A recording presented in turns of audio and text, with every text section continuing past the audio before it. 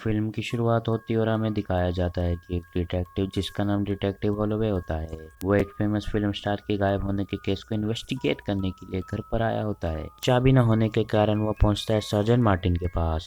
बातों बातों में मार्टिन डिटेक्टिव से कहता है कि मैंने एक चीज़ इस घर के बारे में मेंशन नहीं की है, और वो है इस घर के बारे में। और वो ये भी कहता है कि पॉल हैंडरसन यानी वही फिल्म स्टार पहला ऐसा नहीं है जिसके साथ कोई दुर्घटना घटी हो। उससे पहले भी यहाँ कई लोग रह चुके हैं और उन सब के साथ यही सब हुआ है। फिर वो उसे अपनी पुरानी फाइल निकाल कर उसे पहली टेल सुनाता है। तो ये कहानी 2 साल पुरानी होती है। लंदन से दो कपल उस घर को खरीदने आए होते हैं जिनका नाम चार्ल्स और एलिस होता है। चार्ल्स को वो घर पसंद आता है लेकिन एलिस को नहीं आता। चार्ल्स उससे वादा करता है कि अपना काम खत्म करने के बाद सीधा लंदन चले जाएंगे। बेसिकली चार्ल्स एक राइटर होता है जो कि किलर हॉरर मर्डर में स्पेशलिस्ट होता है। शाम को जब एलिस काम से घर वापस लौटती है तो वह चार्ल्स से पूछती है कि कितना काम हुआ। तो चार्ल्स उसे अपनी कहानी के विलन के बारे में बताता है जिसका नाम डोमिनिक होता है, और वो एक क्रिमिनल है जो कि एक एग्जाइलम से भाग चुका है, और भी बहुत कुछ।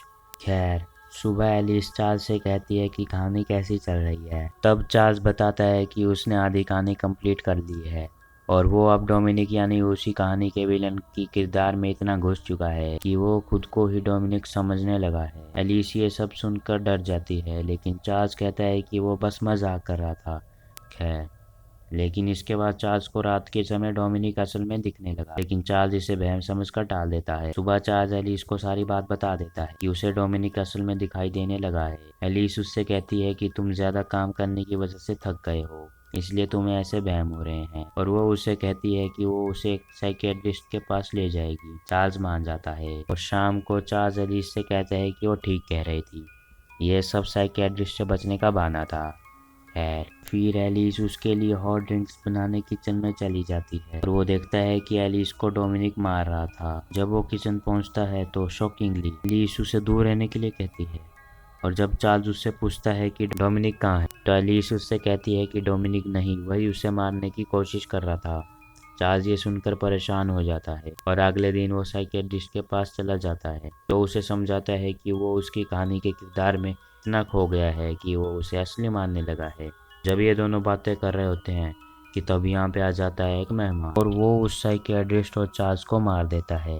और अब वो एलिस के घर आता है, लेकिन ये क्या, वो उसे मारने नहीं बल्कि उसका लवर होता है, यानी वो चार्ल्स को चीट कर रही थी, और ये सब उनका प्लान था।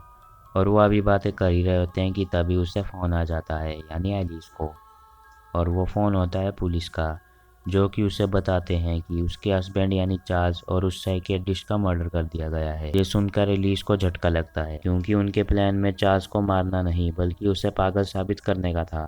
और ये सब बात वो अपने प्रेमी जिसका नाम रिचर्ड होता है उसको कहती है। रिचर्ड नाम सुनकर वो कहता है कि कौन रिचर्ड, यहाँ पे उसने पलटी खा ली। वो कहता है मेरा नाम तो डोमिनिक है, और वो उसे भी मार देता है।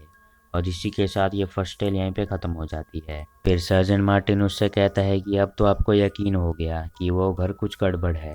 डिटेक्टिव हॉलोवे उससे कहता है कि वो फैक्ट्स पे बिलीव करता है ना कि फैंटेसीज पे। फिर वो उसे सुनाता है दूसरी टेल। जब वो घर फिर से खाली हुआ, स्टेट एजेंट ने उसे एक रिटायर्ड स्टॉक ब्रोकर जिसका नाम फिलिप होता है उसे रेंट पे दे दिया। फिलिप ने शादी नहीं की थी और वो इस उम्र तक भी सिंगल था। कमाल है, अभी तक इंडियन लौंडे मर रहे हैं शादी के लिए और इसने शादी ही नहीं की थी। खैर, शादी ना करने का गम इसे आज तक भी होता है। मैं दिन घूमते घूमते वो पहुंचता है एक हाउस ऑफ हॉरर पे। अंदर जाके वो देखता है कि यहाँ पे वैक्स की बनी हुई बहुत सारी मूर्तियाँ होती हैं जो कि बिल्कुल असली दिख रही होती हैं। यहाँ पे फिलिप एक औरत की मूर्ति को देखता है जो कि कुछ ज़्यादा ही असली लग रही होती है। वो उसे पसंद भी आ चुकी थी। खैर, वो उसे अभी देख ही रहा होता है कि तभी वहाँ पे आ जाता है उस हाउस ऑफ हॉरर का मालिक। वो उसे बताता है कि ये उसकी वाइफ की स्टेचू है और वो अब मर चुकी है। और वो उसे बताता है कि उसकी वाइफ एक मर्डरर थी और उसको फांसी हुई थी क्योंकि उसने उसके बेस्ट फ्रेंड को मारा होता है। और वो उसे बताता है कि उसकी वाइफ की खासियत थी कि जो भी उसे देखता था वो उसे देखता ही रह जाता था, जैसे कि तुम उसे देख रहे थे। फिलिप उससे माफ़ी मांगता है क्योंकि उसने उसकी वाइफ को घूरा था, और वो वहाँ से चला जाता है। घर जाके उसे सपना आता है कि वो उस म्यूज़ियम में है और वो उसी औरत के पास जाता है, लेकिन ये क्या, अब वो एक स्केलेटन जैसी दिख रही थी कि तभी उसके डोर पे नॉक होता है और वो देखता है कि उसका बेस्ट फ्रेंड उसके घर पर आया हुआ है, जिसका नाम नेविल होता है। वो उसे बताता है कि वो बिजनेस के सिलसिले में कहीं जा रहा था, लेकिन उसने सोचा कि वो उससे मिल के जाए। फिलिप उसे रात यहीं गुजारने के लिए कहता है और वो मान जाता है। अगली सुबह जब वो टाउन घूमने जाते हैं कि तभी नेविल की नज़र उसी हाउस ऑफ हॉरर पर पड़ती है। वो अंदर जाने की जिद करता है। फिलिप उसे मना भी करता है, लेकिन मजबूरन उसे अंदर जाना ही पड़ता है। वो उसी स्टेचू के पास पहुंच जाता है और वो भी उसे देखता ही रह जाता है। वो उसकी तारीफ करने लगता है, लेकिन वो शॉपकीपर भी उनकी बातें छुप कर सुन रहा होता है। खैर फिर नेबिल वहाँ से चला जाता है। फिलिप उसे गुड बाय कहता है और इसके बाद वो अपने कुंवारेपन की प्यास बुझाने जाता है उसी हाउस ऑफ हॉरर में। लेकिन ये क्या, वो वहाँ उसके दोस्त नेविल की कार को वहाँ खड़ा हुआ देखता है और फिर वो चला जाता है अंदर। अंदर जाकर वो देखता है कि नेविल उसी औरत के मज़े लूट रहा होता है। फिर वो उसे आवाज़ देता है, लेकिन नेविल उसे इग्नोर मारकर वहाँ से चला जाता है। फिर वो घर पहुंचने पर देखता है कि नेविल उसके घर पर पहले से ही है। नेविल उससे कहता है कि वो उससे माफ़ी मांगने ही वापस आया होता है। फिर वो वापस चला जाता है। अगली सुबह फिलिप को नेविल का फ़ोन आता है, लेकिन ये क्या, वो कहता है कि वो अभी भी वापस नहीं गया है और वो वापस उसी जगह पर जाना चाहता है, यानी उसी हाउस ऑफ हॉरर पे। फिलिप उसे साफ साफ मना करता है, लेकिन नेविल उसे इनकार कर कर चला जाता है। उसी म्यूजियम में फिलिप भी इसके पीछे पीछे चला जाता है। उसी म्यूजियम में वहाँ पहुंचकर वो देखता है कि अब नेविल की बजाय होता है उसका कटा हुआ सर, जिसे वैक्स लगाकर एक स्टैचू बना दिया गया था। इसीलिए वहाँ के स्टैचू इतने असली लग रहे थे। अब आप समझ गए होंगे। फिलिप ये देखकर डर जाता है। इतनी मुसीबत काफ़ी नहीं थी, क्योंकि वहाँ पे आ जाता है वही शॉपकीपर जिसके हाथ में होती है एक एक्स यानी कुल्हाड़ी।